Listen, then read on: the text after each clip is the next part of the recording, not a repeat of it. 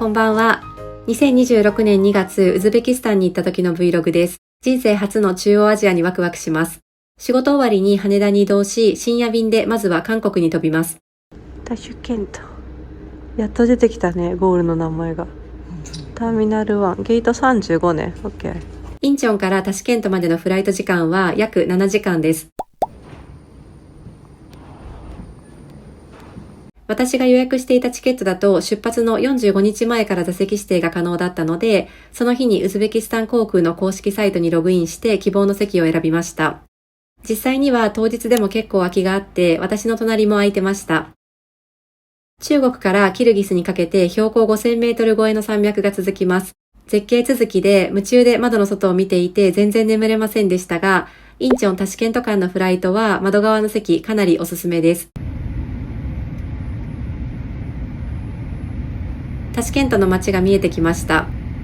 普段アハモを使っているので、ほとんどの国ではデータローミングをオンにするだけでインターネットに接続できますが、ウズベキスタンは海外データ通信対象外の国です。スマホが使えないと困るので、まずは空港で SIM カードを購入します。事前にいろいろ調べて、キャリアはユーセルか B ラインにしようと考えてました。現地で実際にプランを比較して、私は B ラインの一番安いものを選びました。旅の期間と必要なギガ数によって金額が変わります。物理 SIM の入れ替えや最初の設定はスタッフさんがサクサクやってくれます。SIM 購入時、パスポートの提示を求められました。ちなみにさっきのプラン表にはドルの記載もありますが、現金の場合、ウズベキスタンの現地通貨であるスムでのみお支払い可能でした。クレジットカードでも OK なので、両替前でも SIM カードを購入できるのが便利でした。SIM 購入の窓口は全然混雑してませんでした。私は現地で物理 SIM を購入しましたが、友達は本人が使い慣れているオラフライの eSIM を契約してました。どちらかの通信にトラブルがあったとしても、もう片方はつながることもあるかなと考えて、あえて違うものを選びました。次は両替です。ウズベキスタンでは日本円から両替するより、米ドルから両替する方がレートがいいと聞いたので、米ドルを多めに用意していきました。ウズベキスタンの有名な建築物が描かれた素敵なデザインの紙幣です。桁数が多くて大金を手にした気分です。ちなみに今回は旅の途中で現金が足りなくなりました。ウズベキスタンの決済事情や今回の旅の両替の総額などは動画の後半で詳しくお話しします。まずは空港からホテルに移動します。ウズベキスタンではヤンデックス GO というアプリを使ってタクシーを手配する方が多いようですが、私たちは旅行会社を通してお迎えをお願いしました。今回の旅のメインは今いるタシケントではなくてサマルカンドという街です。サマルカンドには明日の朝移動する予定ですが、その前後でタシケント観光も楽しむ予定です。アミール・ティムール博物館にやってきました。1個目の観光地。これは綺麗、すごいね。入ってすぐの豪華な天井とシャンデリアが目を引きます。アミール・ティムールというのは14世紀後半にサマルカンドを拠点にティムール朝という大帝国を築いためちゃくちゃ強い支配者です。ティムールはとにかく戦いに強くてほぼ負けなしで勝ち続けて、西は中東、南はインド、北はロシア方面までものすごい範囲を征服しました。絶対あれよ。だって強そうだもん。サマルカンドを都として発展させたのもティムールで、ウズベキスタンでは英雄的存在です。2階にはウズベキスタン国内の有名な建築物の模型があって、これからの旅がより楽しみになりました。アミール・ティムール博物館には1時間15分滞在しました。めっちゃ空綺麗よ。いい感じ。どこにあるんだろう。うわ、これ怖いね。渡るしかない。信号がない、怖い。あれ、ティムールさん。すぐ近くのアミール・ティムール広場にも立ち寄ります。左側に見える巨大な建物はホテルウズベキスタンなんですが、旧ソ連時代らしい建築スタイルなんだそうです。そっくりな時計台が2つありますが、建てられた時代が違うんだそうです。夕食前にもう1カ所、ナボイ劇場に立ち寄ります。ここではオペラやバレエを鑑賞できるそうなんですが、今回は外観だけ見に来ました。第二次世界大戦後、ソ連の捕虜となった日本人が建設に関わったそうで、プレートには日本語も刻まれてます。これから夕食を食べに行きます。だいぶ暗くなってきました。タシケントは結構都会だなと思いました。この時間に外を歩いていても危ない感じは全然ありませんでした。あれだ。事前に調べたレストランに向かいます。めっちゃ人おるな。これ席あるかな？あるか。食べたいと思っていたスープが売り切れでしたが、店員さんのアドバイスを参考にしてウズベキスタンらしいものを選んだつもりです。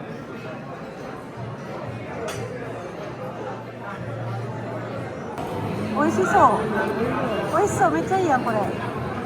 このスープはラム肉がホロホロで美味しかったです。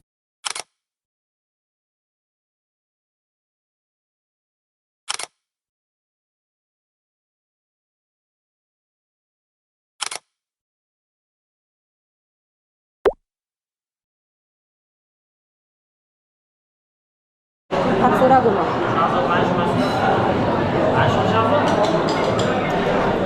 美味しい。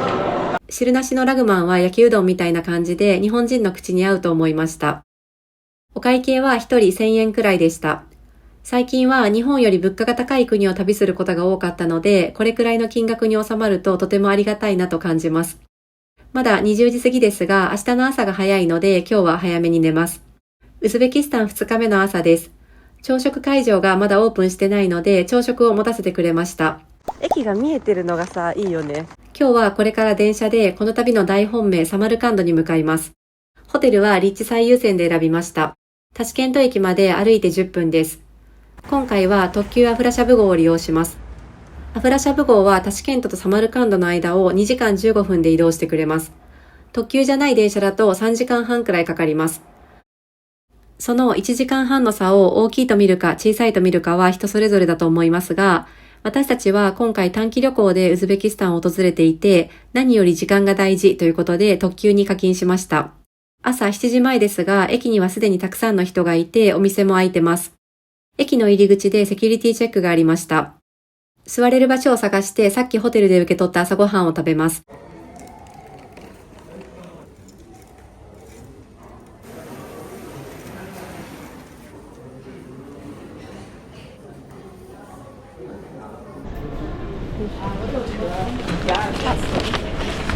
でももう列車は来てるね。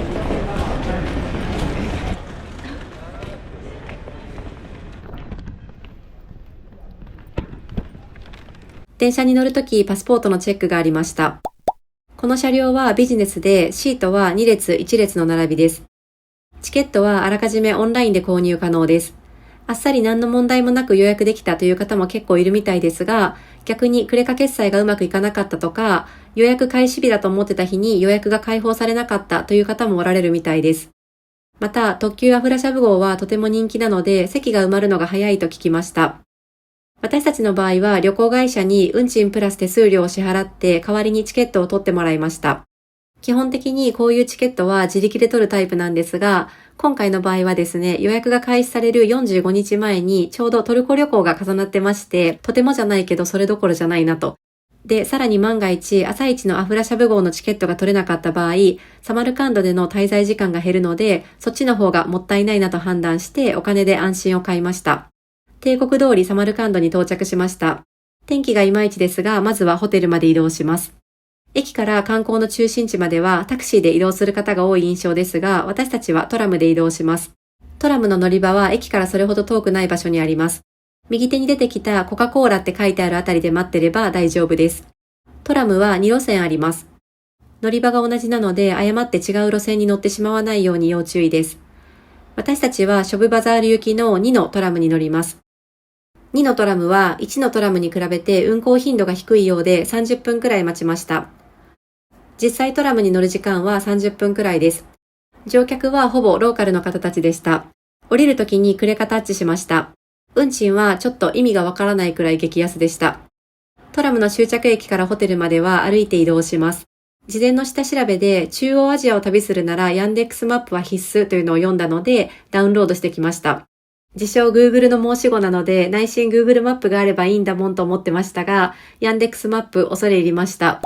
Google マップでは表示されない建物や道路も正確に表示されます。これはタシケントの地図なんですが、とてもわかりやすいデザインだと思います。バスがどこを走ってるかとかも表示されます。徒歩で移動するときも Google マップで検索するとぐるっと大回りのルートしか出てこないことが多々あって、この旅ではヤンデックスマップがとても役に立ちました。うわ、すごいね。めっちゃでかくない？早速サマルカンドらしい建物が出てきて目を奪われます。また後からしっかり観光するのについ立ち止まって写真を撮ってしまいます。あ、これだ。サマルカンドの観光エリアの中心にあるホテルを選びました。今回もいつも通り立地最優先です。まだチェックインできる時間ではなかったので、フロントで荷物を預かってもらって早速観光に出かけます。ホテルのフロントが広くて荷物をちょっと整理したり休憩したりしやすい雰囲気でした。まずはサマルカンドの象徴的なスポット、レギスタン広場に向かいます。数年前、ここから撮影された写真を見て、いつかウズベキスタンに行ってみたいと思ったので、今回の旅のきっかけとなった場所です。カッサがチケット。チケットを購入します。QR コードをもらって、それをかざして入場するシステムでした。ウズベキスタンではインフレの影響もあってか、観光地の入場料がかなり値上がりしてます。少し前のブログや Vlog を見て金額の見当をつけておくと、現地に行ってからびっくりすると思います。ここはクレジットカードが使えました。レギスタン広場には3つの建物があります。これらの建物はメドレセといってイスラム教の指導者を養成するための学校でした。3つの建物はそれぞれ建てられた時代が異なります。建築順に見ていきたいと思います。最初に建てられたのが向かって左のウルグベクメドレセです。ウルグベクはティムールの孫にあたる人物で自身は天文学者でした。天文学者らしく星のモチーフが散りばめられています。装飾がとても細やかで美しいです。めっちゃ綺麗じゃない？めっちゃ綺麗。見ると気が合いそう。感想の視点新しすぎん。ウルグベクと気が合いそう。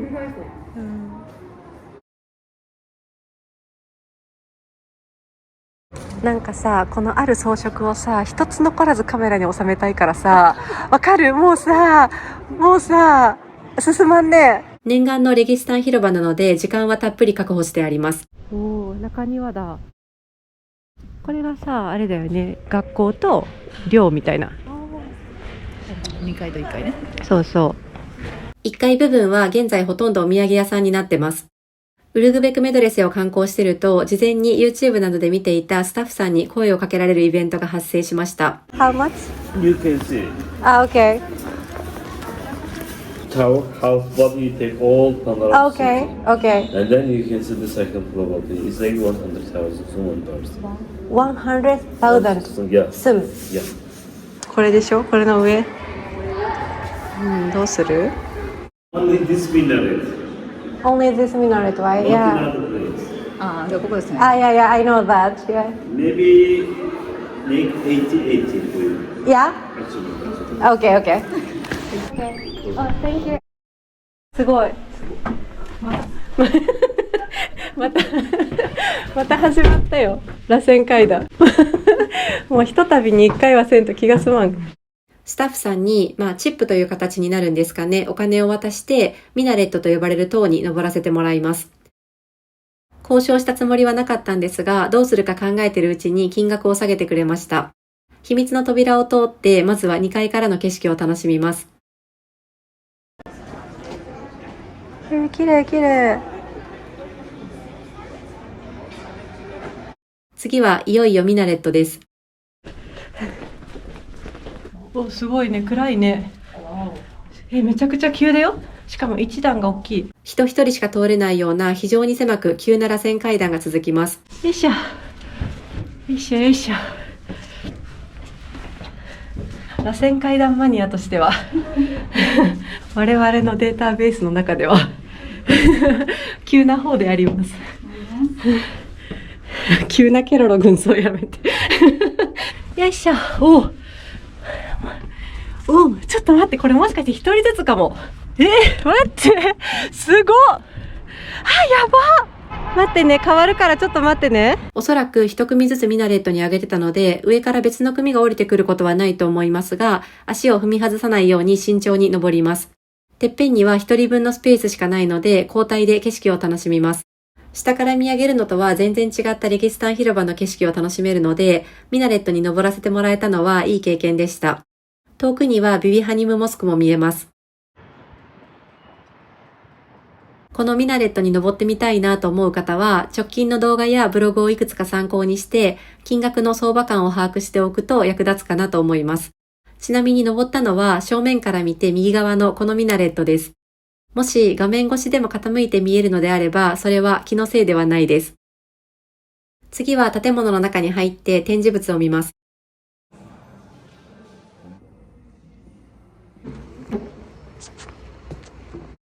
レギスタン広場に3つの建物があるうちのまだ1つしか見終わってませんが、すでに1時間が経過しています。次に観光する建物は向かって右のシェルドルメドレセです。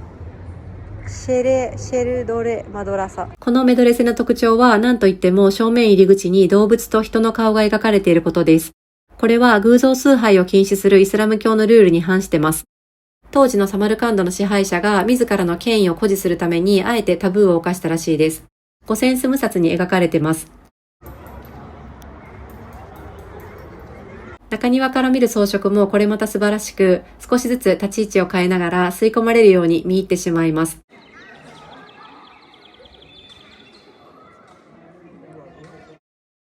お土産屋さんが多いですが、資料館みたいになっている部屋もありました。こういう部屋があったんだろうね。シャーヒジンダは明日の朝一行くやつか。他2つの建物と比べると短い時間で観光が終わるんじゃないかなと思います。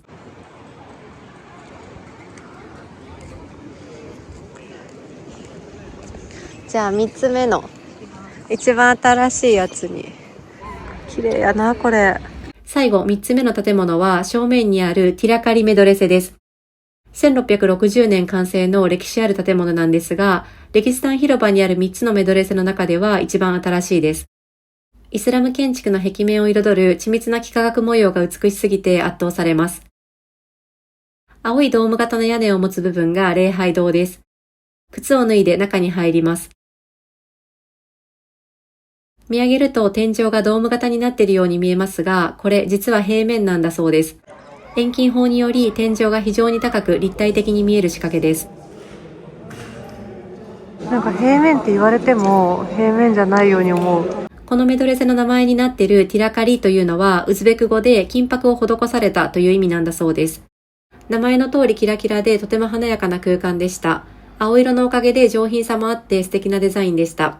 この礼拝堂に向かって左側の部屋は資料館になってました。本当は右側にも資料館があるようでしたが、この時は鍵がかかっていて中に入れませんでした。ここで興味をそそられたのはさっき登ったミナレットの修復時の写真です。あと同じ部屋で見た動画も結構良かったです。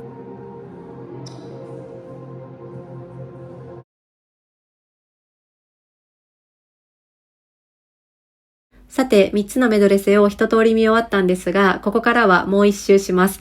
本当に行きたかった場所の観光には持てる時間をすべて費やしたいタイプなのと、2回見ると新たな発見があったりするためです。時間帯が変わってさっきは逆光だった部分が綺麗に撮影できるようになってたりもします。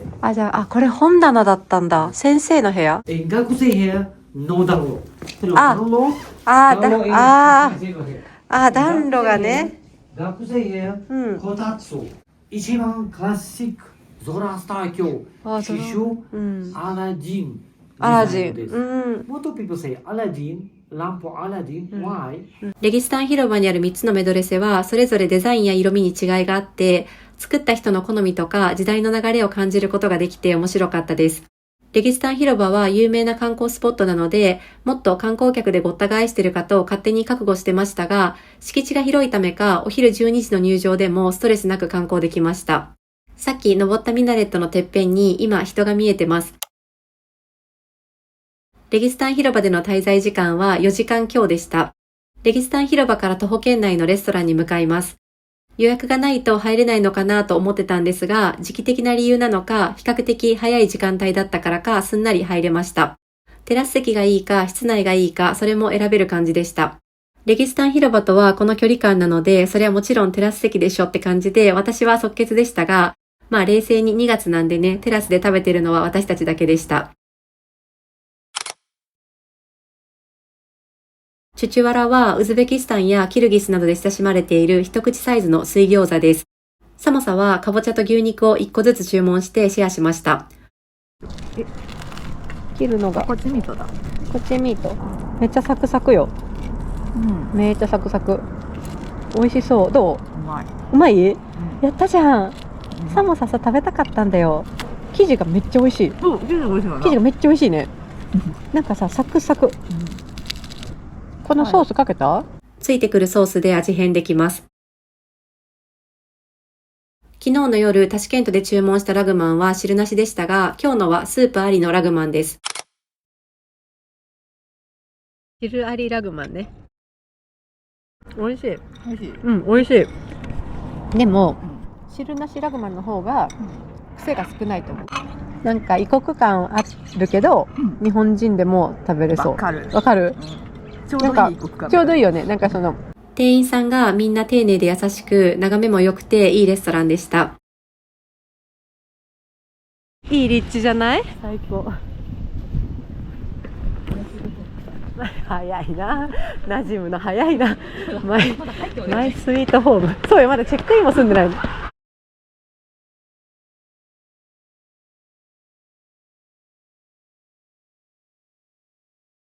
ウズベキスタンの初代大統領であるイスラム・カリモフの像は、レギスタン広場のすぐ近くに立ってます。あ、でもなんかその左の方にあるあの緑の看板のやつ、あれスーパーじゃないよ。あれは違う。とりあえず渡る？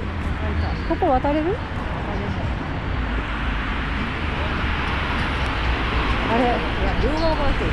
確かに。あ、これは厳しいな。私もバナナにする。バナナ2個ぐらい買う。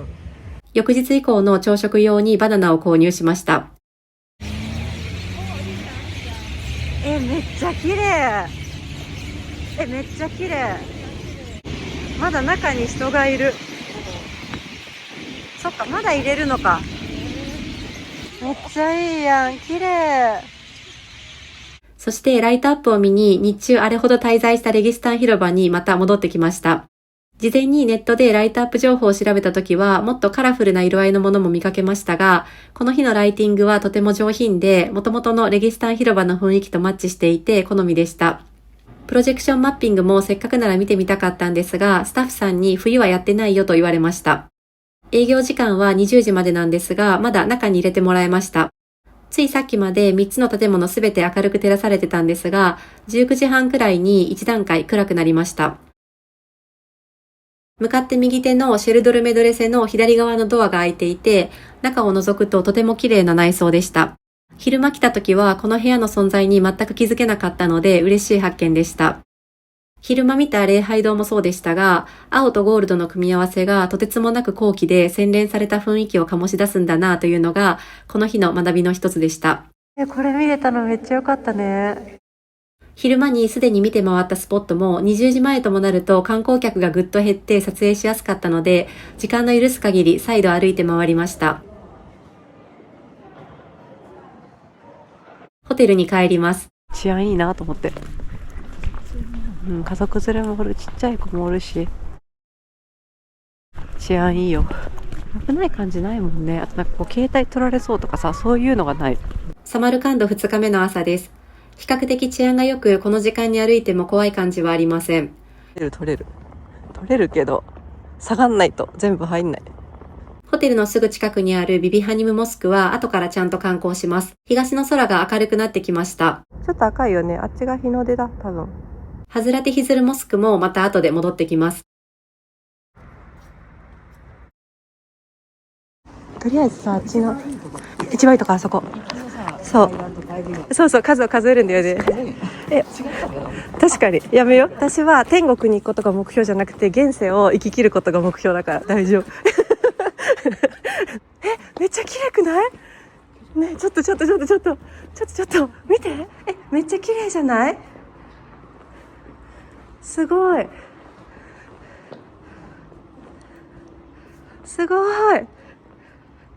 早起きしてまず向かった先は日中は非常に混雑するというシャーヒズンダ病群です。入場料に関して日中はクレジットでの支払いが可能なようですが、朝一だと現金しか受け付けてもらえません。事前に調べていた入場料からかなり値上がりしていたので手持ちが足りるか焦りました。シャーヒズンダはサマルカンドを代表する観光スポットです。見渡す限り青の素敵な空間です。濃淡あるターコイズやコバルトブルーのタイルで飾られた約20の美しい霊廟が並びます。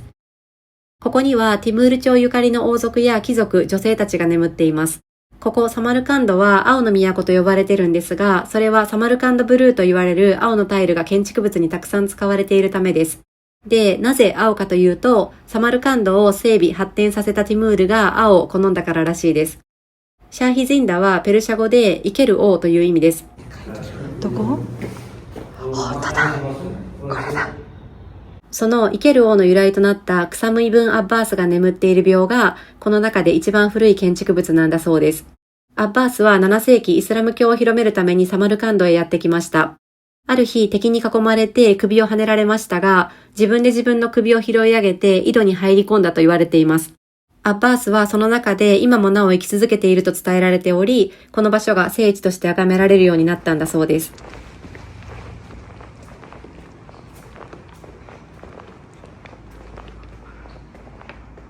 朝一はまだ薄暗かったですが、時間の経過とともに建物に光が当たるようになってきました。装飾の色味がより鮮やかになってとても綺麗でした。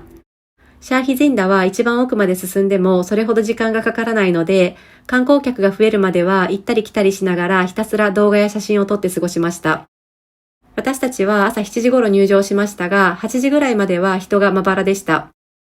8時以降も思ったほど人は増えませんでしたが、それでも人の映り込みのない写真を撮るのは難しくなりました。そのタイミングで事前に調べてきた情報と照らし合わせて見どころを確認したり、壁に近寄って繊細なタイル技術をじっくり楽しんだりしました。シャーヒジンダでの滞在時間は2時間強でした。元々の予定ではこのままウルグベク天文台に行く予定でしたが、シャーヒジンダで思った以上に現金が減ってしまったので先に両替をすることにしました。ホテルに戻ります。ハズラティヒズルモスクは入場料無料で所持金関係なく観光できるので、このタイミングで立ち寄っておきます。ウズベキスタンの初代大統領であるイスラム・カリモフはここで眠ってます。ウズベキスタンは1991年にソ連から独立したんですが、イスラム・カリモフはその直後から20年間も大統領を務めたんだそうです。強権的な独裁者として国際的に批判される一方で、国内では独立の父として慕う人も多かったようです。テラス部分には色彩豊かな装飾天井があります。中華風とも韓国風とも取れる色使いだなと感じました。壁は青を基調としたサマルカンドらしいデザインです。ハズラティヒズルモスクはショブバザール近くの小高い丘にあって、敷地からは周囲の街並みを見渡すことができます。デザイン性の高いエレベーターも可愛いです。居合わせた地元の方が中に入っていいよと言ってくれました。次はビビハニムモスクの観光と思ったんですが、クレジットカードの機械トラブルでチケットの購入は現金のみということでした。朝一のシャーヒジンダで想像以上に現金を使ってしまい、到底足りないので、やはり先に両替してくることにします。両替のできる場所をホテルのフロントで尋ねたら、ホテルのスタッフさんが両替できる人を電話で呼んでくれて、そのままフロントで両替できました。気になるレートはタシケント空港で両替した時とほぼ同じでした。ちなみにホテルの方から事前に聞いてたよりは少しだけレートが不利になってたんですが、それが出張手数料なのか何なのか詳細はわかりませんでした。が、何よりこの後の観光に現金が必須だったし、自分たちで両替所を探す手間が省けたし、ということで、フロントの方と両替してくださった方には大感謝です。ホテルの朝食は8時からで、朝一からガシガシ観光する私たちにはスタートが遅く完全に諦めてたんですが、11時まで OK だったおかげで、このタイミングで食べることができました。友達がまだ間に合うんじゃないって気づいてくれました。現金をゲットしてお腹も満たされたので、サマルカンド観光の再開です。まずはホテルからすぐ近くのビビハニムモスクです。ビビハニムモスクは広角カメラを使っても全容を収めるのが難しいほど大きいです。14世紀の終わり、ティムールが建立を命じました。インド遠征の成功を記念し、最愛の妻ビビハニムに捧げられたと言われています。そんなティムールの愛と権力の孤児が背景にある壮大なモスクです。ちなみに1時間ほど前にここに立ち寄った時の機械トラブルはまだ続いてました。さっき両替したばかりの現金を使って入場します。入り口から入って正面にとても大きなモスクがあります。人と比べるとそのサイズ感が伝わるかと思います。ビビハニムモスクは実は凄まじいペースで建設されました。インドから連れて帰ってきた象を使って石材を運び、この規模感のモスクをわずか5年で完成させており、当時としては異常な速さだったそうです。そのため完成直後から崩壊が始まったらしいです。礼拝中に上からレンガが降ってくることもあったそうです。すごくない？もうめっちゃでかい。伝わらんけど。すごいね。うわ、これ中だよ。あ、見える見える。うわ、これは確かに入れんね。上からなんかポロポロ落ちてきとる。現在も修復作業が続けられていますが、現状大きなモスクの中は立ち入り禁止です。中をちらっと見学することはできます。ビビハニムモスクの壁面やドームは、鮮やかなターコイズブルーや深い紺色、サンドカラーを基調としたサマルカンドらしい色調でデザインされています。精巧なタイルモザイクと幾何学模様が特徴的です。大きなモスクを正面にして左右対称に配置された小さなモスクの中にも入ってみます。正面に向かって右側のモスクではお土産が売られてました。見て見て、こんなに壊れとったん。だってさ、これがさ、今私たちがいるところでしょ、2個。これが入り口？これ正面でしょ、だって。左側のモスクの壁面には淡い色調の細やかな装飾がありました。ビビハニムモスクの中庭の中央にはコーランを置くための巨大な台があります。台に乗ってるコーランはレプリカだそうですが、この周りを3周すると願いが叶うと聞いたので私たちもやってみました。ビビハニムモスクでの滞在時間は1時間ちょいでした。次はウルグベク天文台を目指します。この距離はタクシーで移動するのが一般的かと思いますが、私たちは歩きます。朝一で行ったシャーヒゼンダの前を通りましたが、お昼近くだともうだいぶ人が多そうでした。ウルグベク天文台までの道はずっと歩道があったので安全に歩けました。横断歩道が少ないので道路は渡れるうちに渡っておくと後が楽です。40分ほど歩いて目的地に到着しました。ウルグベク天文台はサマルカンドの観光の中心地からは少し離れているので、人もまばらかなと勝手に予想してたんですが、思ったより観光客がいました。ウルグベクはティムールの孫にあたる人物です。天文学者であり、数学者でもありました。昨日観光したレギスタン広場にウルグベクメドレセという学校がありましたが、ウルグベクは学問の発展にも力を入れてました。ここでもクレジットカードの機械トラブルということで現金で入場料を支払いました。ウルグベクの功績はいろいろありますが、特にすごいなと思うのが、望遠鏡がない時代に半径40メートルの巨大な6分儀を使って1年の長さをほぼ正確に測定したことです。もともとは円形で3階建ての天文台だったそうですが、現在では6分儀という太陽や星などの天体と水平線との角度を測る道具の一部だけを見学することができます。資料館のこのイラストのおかげで6分儀がどういうものか少し理解できました。資料館にはウルグベクや天文学に関する様々な展示があります。ウルグベクの功績は他にもあって、1000個以上の星を発見し、その位置を正確に記録したそうです。ウルグベク天文台での滞在時間は1時間半弱でした。次はホテルのある町の中心の方に戻りつつ、途中でアフラシャブの丘、アフラシャブ博物館へ立ち寄ります。20分ほど歩いてアフラシャブに到着しました。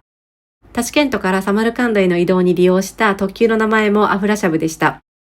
単なるだだっ広い丘に見えますが、実はここ昔のサマルカンドの町があった場所です。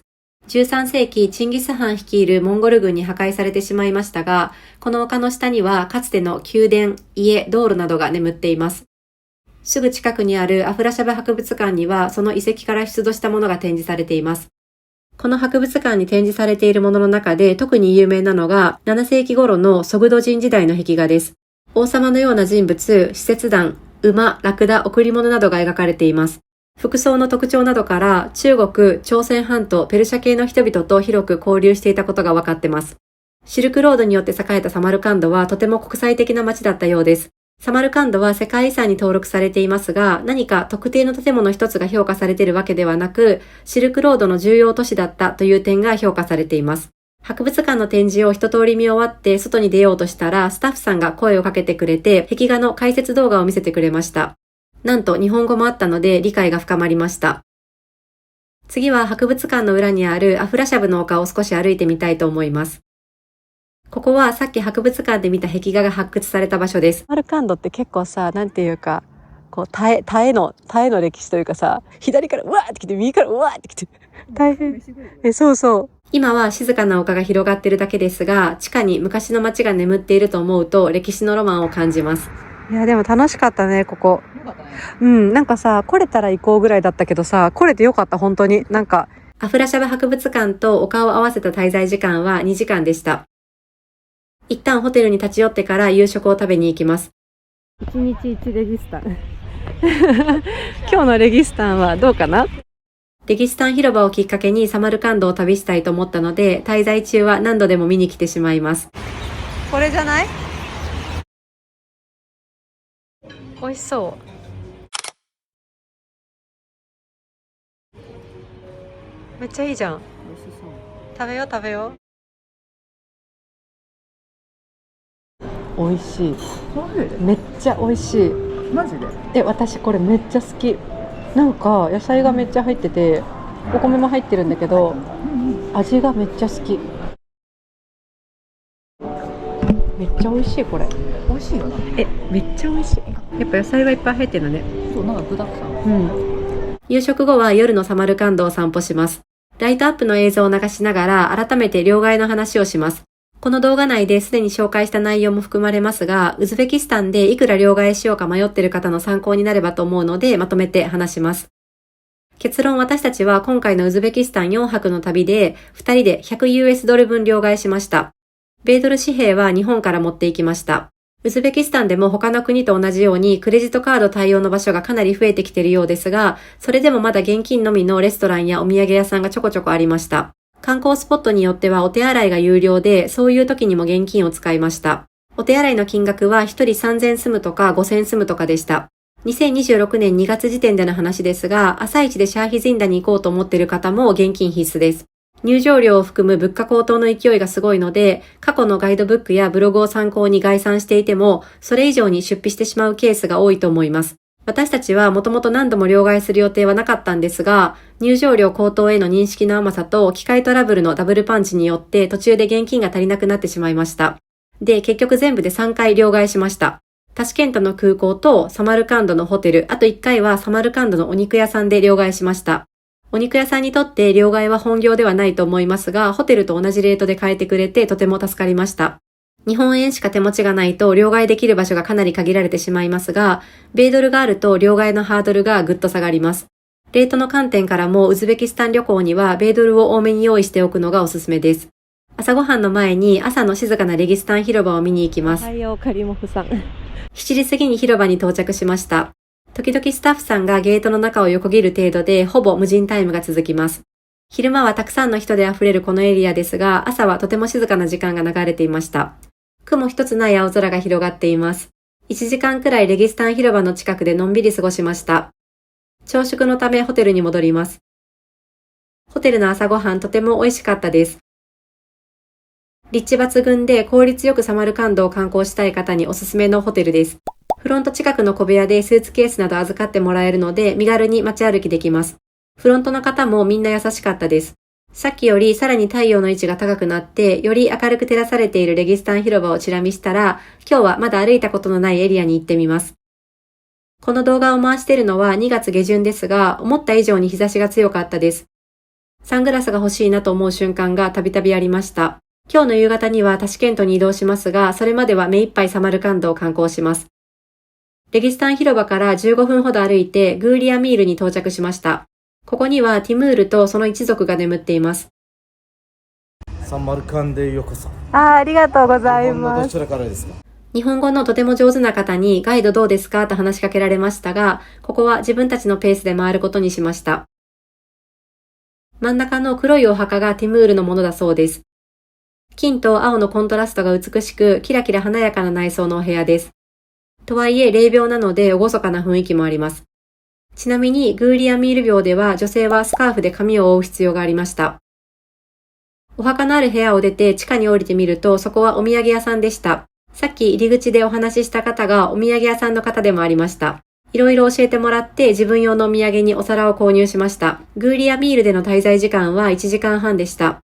お土産を買う時間を入れなければ1時間弱だったと思います。次はすぐ近くにあるアクサライ廟です。管理人さんに1人2000スムを支払いすると中に入れてもらえました。地下も観光していいよって言われました。アクサライ廟はレギスタン広場やシャーヒジンダほど有名なわけではなく、ただグーリアミール廟からすごく近かったのと、Google の口コミが良かったので軽い気持ちで立ち寄ってみました。建物の外観は落ち着いた雰囲気だし、観光客も少ないしで、まさか内装がこんなに美しいとは想像しませんでした。サマルカンドらしい青と金を基調とした細やかで上品なデザインです。次はこれまた徒歩圏内のルホボド霊廟です。ティムールが尊敬していたイスラムの聖職者のために建てられたと言われています。サマルカンドには青いタイルびっしりの豪華な建築が多いんですが、ここはかなり素朴なデザインでした。権力というより信仰を感じる場所でした。すぐ近くにアミール・ティムールの像があるので近くまで行ってみます。めちゃくちゃ大きくて迫力があります。アミール・ティムールはサマルカンドの黄金時代を作った人物として今でも強い存在感があるんだなと思いました。ランチを食べようと思っていたお店が臨時休業だったので別の店に移動します。レギスタン広場のすぐ近くにある小さなギャラリーではサマルカンドに関する資料を見ることができます。ここは入場無料でした。今日のランチはシャシリクです。もともと行こうと思っていたお店もシャシリクのお店だったので似たようなメニューがあるレストランを探しました。シャシリクっていうのは中央アジアで食べられる串焼きのことです。席を選べたので外で食べることにしました。ウズベキスタンは世界的にも珍しい二重内陸国なのでシーフードの選択肢は少ないです。美味しい。Thank you。美味しい。牛めっちゃ美味しい。なんか炭火の感じあるね。香ばしい。あるよね。チキンはどうですか？普通にうまい。間違いない味？辛そうに見えるやん。うん。全然辛くない。辛くないんだ。めっちゃ美味しい。そう、なんか濃くない。なんでやろ。めっちゃ美味しい。なんかでもさ、表面がちょっと赤っぽかったからさ、なんかパウダーみたいなのつけてそう。なんかイスタンブールで食べたサバサンドもさ、周りに赤いのつけとったよな。40度だね。あれ美味しかったね。美味しい。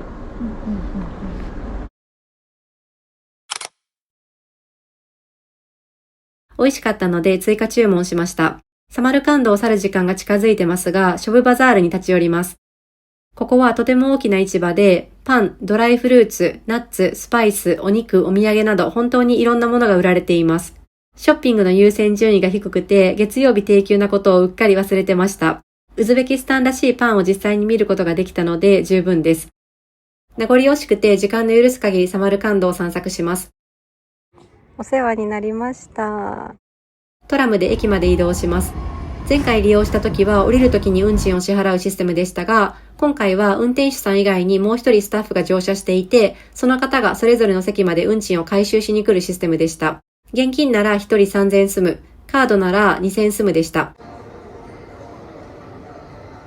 特急アフラシャブ号でサマルカンドからタシケントに移動します。この席は VIP で一つの車両に10人くらいしか乗ってないです。旅の最初に空港で物理 SIM を購入しましたが、このアフラシャブ号で移動している間にインターネットにつながらなくなるタイミングが何回かありました。タシケントとサマルカンドの街中ではインターネット検索やマップ利用は全く問題なかったです。動画視聴は難しいこともありました。アフラシャブ号はほぼ時刻表通りの運行なので予定が狂うことなくとてもありがたかったです。形も含めて新幹線みたい。ね。ウズベキスタンの初日に宿泊したのと同じホテルに今夜もお世話になります。アフラシャブ号が発着する駅から徒歩圏内なので、タシケントから別の街に移動する方にはとても便利な立地だと思います。近くのスーパーに来ました。友達がセルフで重さを測って値札を出すタイプの難易度高い買い物に挑戦してちゃんと買えてました。英語表記もないのにすごすぎます。出てきた、レシート。できた、すごい。ウズベキスタン最終日の朝です。ホテルの朝食をいただいてからホテルをチェックアウトして今日はタシケントを観光します。ウズベキスタンではレギストラーツや滞在登録と呼ばれる制度があるので、ホテルをチェックアウトする際には毎回証明書を発行してもらいます。私たちは特に提示を求められる場面はありませんでしたが、出国時などに提出を求められることもあるそうなので、忘れずにもらっておくのが安心かと思います。タシケントの地下鉄にはクレカタッチで乗れます。運賃は1回22円と激安でした。数年前まではタシケントの地下鉄構内は撮影禁止だったんですが、現在は OK ということでした。念のためホームにいたスタッフさんにも確認しました。内装が綺麗な駅であえて途中下車しました。ここは宇宙がテーマになっているそうです。となるともちろん天文学者のウルグベクがいます。ちなみに朝の時間帯、地下鉄はかなり混雑してました。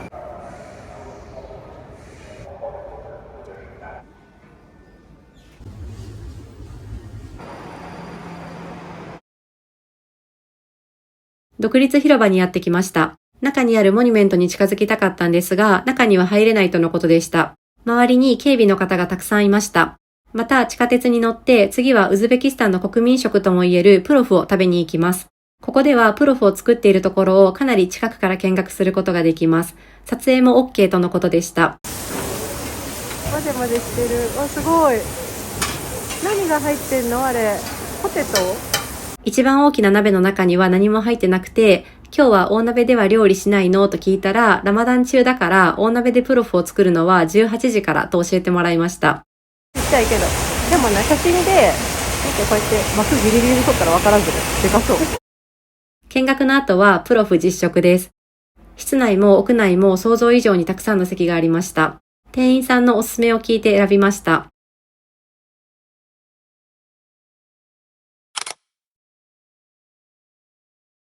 美味しいよ。なんか、そんな油っぽくない。美味しい。あ、でも、でもパニマンうん、意外と濃すぎん。めっちゃレーズンこれ。レーズン。私レーズン大好き。この元々入ってる肉はラムだね。プロフは思ったほど脂っこくなくて美味しかったです。レーズンがいっぱいある。見て、レーズン下。誰かのオーダーしたやつなんかな。何人か分やね、大きいもんねあれ。ちなみにここのお手洗いは有料で1人3000スムでした。楽しかったな。めっちゃ楽しかった。社会科見学、なんか工場見学みたいな好きやからな、昔からね。ランチを食べたらまた地下鉄で移動します。サマルカンドでたくさんのイスラム建築を観光しましたが、まだまだ全然飽きないので、タシケントでもウズベキスタンらしいデザインを見に行きます。めっちゃ綺麗。なんかすごい今時じゃない？目的地に向けて歩いている途中、真新しいピカピカの建物が出てきました。博物館とか文化センターみたいな感じで、ごく最近一般公開されたそうです。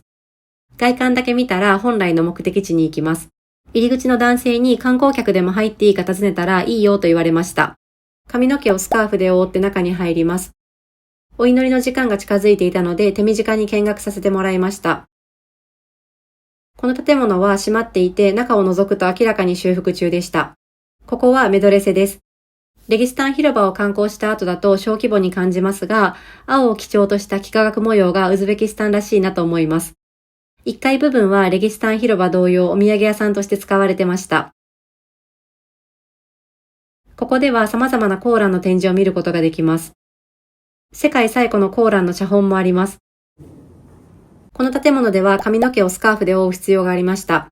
事前情報で撮影禁止かと思ってましたが、スタッフさんに確認したら撮っていいよと言われました。この辺りは子供たちがサッカーをしていたり、たこ揚げをしていたり、ほのぼのした雰囲気でした。次は少し離れた場所にあるクケルダシュメドレセに行くんですが、そこに行く途中でたまたま入り込んだ路地がとても素敵でした。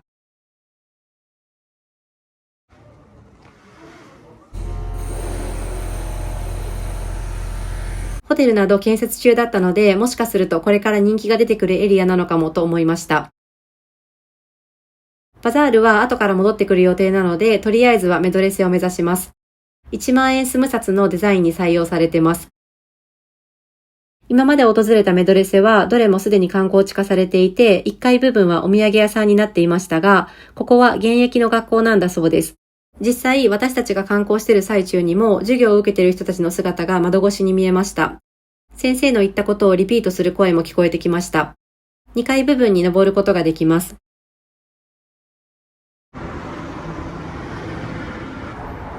街だね。でも都会じゃない？めっちゃ都会だよね。特に左の辺のビル群めっちゃ高くない？さっき素通りしたチョルスーバザールに戻ります。合ってないけどあれで行くんや。滑車に番号がついとるからさ、ここのやつは合うんじゃない？あれは滑車台か子供の滑り台。うまくない？タシケント最大級の市場でパン、ドライフルーツ、お肉、野菜、お菓子、洋服などなど売っていて活気がありました。地元の方たちもたくさん買い物に来ていて、現地の生活を垣間見れる場所でした。が、私たちはショッピングの優先順位がとても低いので、雰囲気を味わったら満足してしまい、時間が余ったので、急遽別の観光スポットに行ってみることにしました。地下鉄で移動します。マジックシティはタシケントにある大型エンタメ複合施設です。入場自体は無料で、中にあるアトラクションとかレストランとかそれぞれの場所で個々にお会計が発生するシステムでした。私たちは課金はせず、施設内を散歩して楽しみました。著名人の像がたくさんあって、タシケントの地下鉄の名前になっている人もいるんだと知りました。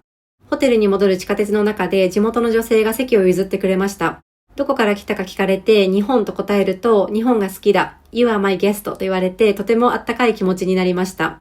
6連休で決行した弾丸旅でしたが、見たいものが見れて大満足でした。次はぜひ、ブハラやヒバに行ってみたいです。